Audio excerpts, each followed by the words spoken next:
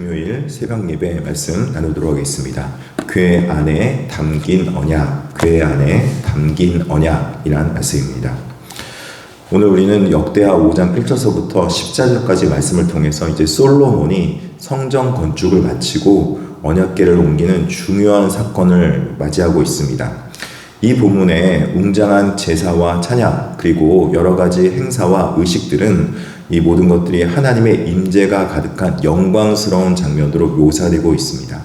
그러나 이 모든 화려함 속에서 가장 중요한 일이 무엇인가를 우리가 바라보게 하는 것이 있습니다. 바로 하나님의 성전이 거룩하게 되고 존귀하게 되기 위해서는 어떤 것이 필요한가, 어떤 것이 가장 필요한가를 말씀해주고 있는 것입니다. 바로 하나님 지성소 안에 있는 언약궤 안에 있는 두 돌판의 모습이라는 것입니다.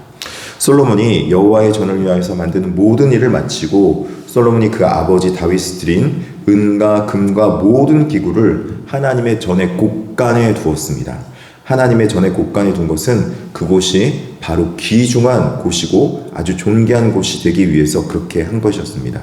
그런데 이곳에 그렇게 은과 금과 귀중한 귀금속들이 있다고 해서 그곳이 거룩해지고 정말 존귀하게 되는 것은 아니라는 것입니다.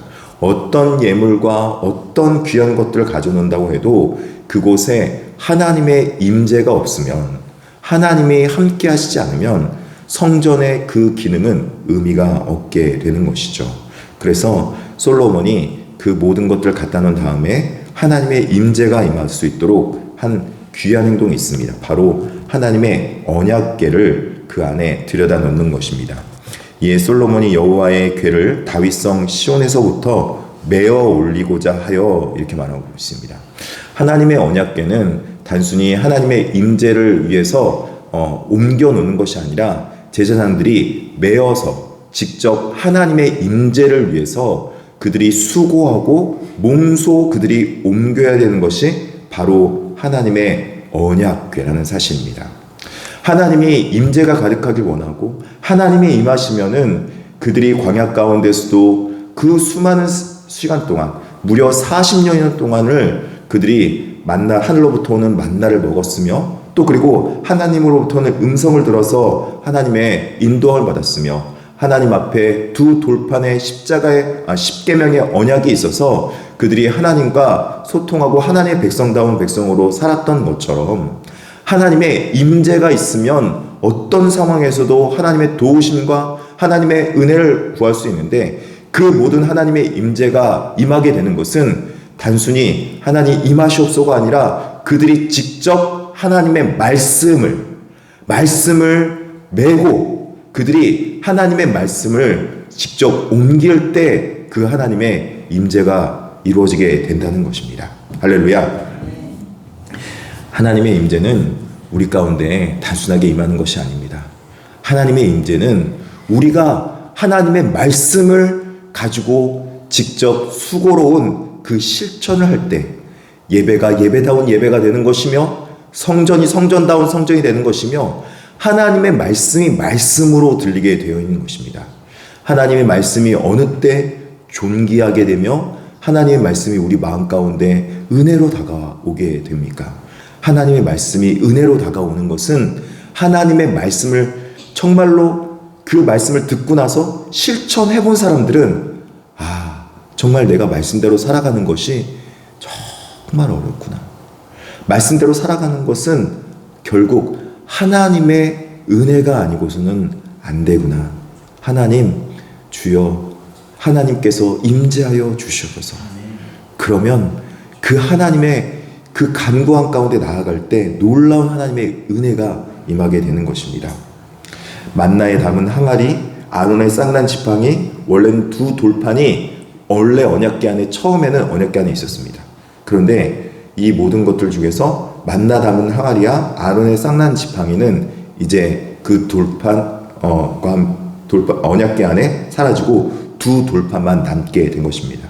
여러분, 왜 그랬겠습니까? 이 언약궤의 약속의 말씀 안에 모든 것이 함께 함축되어 있기 때문에 그렇다는 것입니다. 하나님의 그 언약궤의 약속의 말씀은 하나님의 백성들이 받은 약속의 말씀으로 하나님의 약속의 말씀을 지키는 자에게 하나님께서 내가 너에게 너는 내 백성이 되고 나는 내 하나님이 됨이라 출애굽기 19장에 그렇게 약속으로 말씀을 해주셨어요. 그렇기 때문에 그 백성들은 하나님께서 지키시며 또 하나님의 말씀을 지키고 살아가는 백성들에게 하나님께서 직접 말씀으로 제사장이 되어주신다. 그렇게 말씀해 주신 것입니다. 오늘날 그 약속의 말씀이 어떻게 이루어지고 성취됐습니까? 바로 대제사장이시며 말씀이 육신되어 오신 예수 그리스도께서 우리에게 오심으로 우리에게 하나님께서 하늘 양식을 우리에게 만나처럼 먹여주시는 것을 말씀으로 해주셨으며 그 약속의 말씀을 우리에게 오병이어 사건을 통해서 하늘에서 내려온 만나가 바로 나 예수 그리스도시다. 그렇게 말씀까지 신약으로 얘기해 주신 거 아니겠습니까? 또 그리고 아론의 싹이 난 지팡이의 약속의 말씀은 하나님께서 대제사장의 약속의 말씀을 성취하신다는 그 약속의 말씀인데 예수 그리스도께서 그 약속의 십계명의 모든 약속의 말씀을 성취하심으로 십자가의 복음으로 완성시키신 것입니다. 이 하나님의 은혜가 있는 백성들은요, 그래서 하나님 앞에 나올 때 그 약속의 말씀을 받은 것만으로 은혜라는 것을 깨달게 되는 거예요. 이스라엘 백성들이 왜 선민이냐면 그들이 선택받은 백성인데 그들이 약속을 맡은 첫 번째 백성이기 때문에 그들이 하나님 앞에서 그렇게 모든 백성들 가운데 선택되었다는 그런 자부심이 있게 된다는 거예요. 말씀을 가진 제사장의 가장 큰 은덕과 은혜는 무엇이냐면 말씀을 먼저 읽고 해석해서 성도들에게 알려줄 수 있는 그것이 가장 큰 복이라는 것이죠. 그 복을 누리며 살아가는 거. 여러분 이 새벽에 말씀을 받으면 가장 큰 은혜가 여러분 무엇입니까? 아침에 일어나서부터 하나님 말씀으로 시작할 수 있고 그 말씀이 있는 백성에게 하나님 앞에서 놀랍게 그들의 삶을 감사와 찬양의 삶으로 인도해 주시겠다. 그렇게 말씀해 주고 있는 것 아니겠습니까?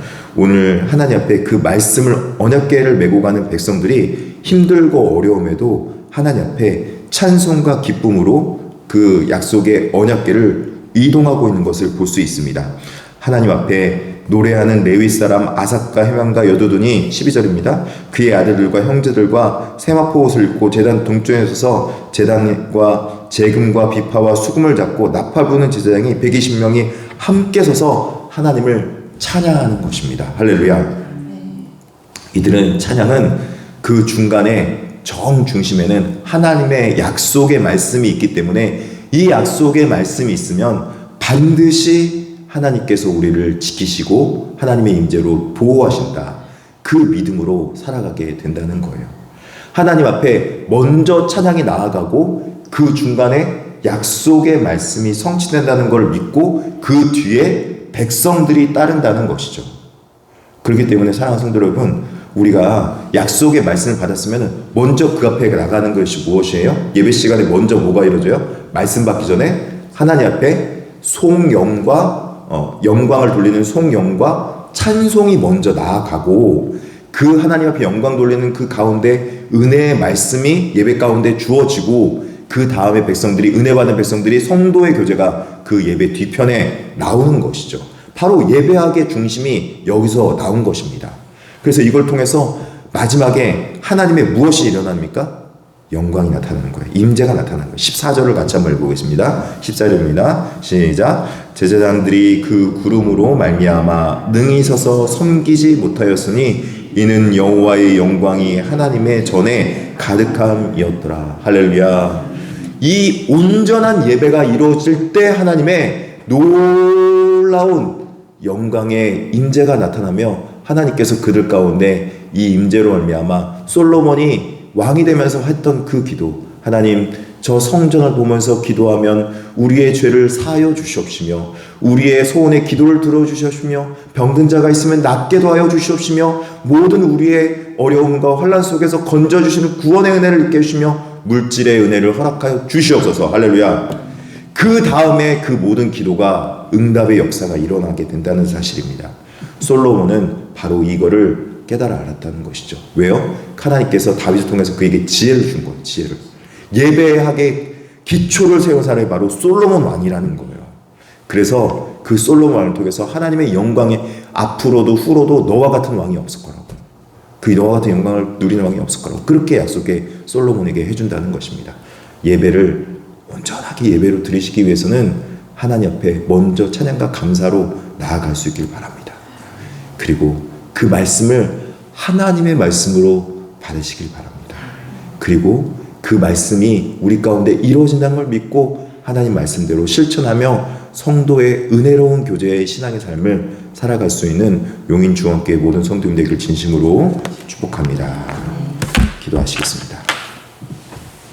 자비하시고 은혜로우신 하나님 아버지, 너무나도 감사합니다. 연약하고 부족한 하나님의 백성들에게 하나님께서 하나님을 찬송할 수 있는, 하나님의 임재 영광을 체험할 수 있는 그 예배의 자리로 우리를 불러주신 것 감사합니다.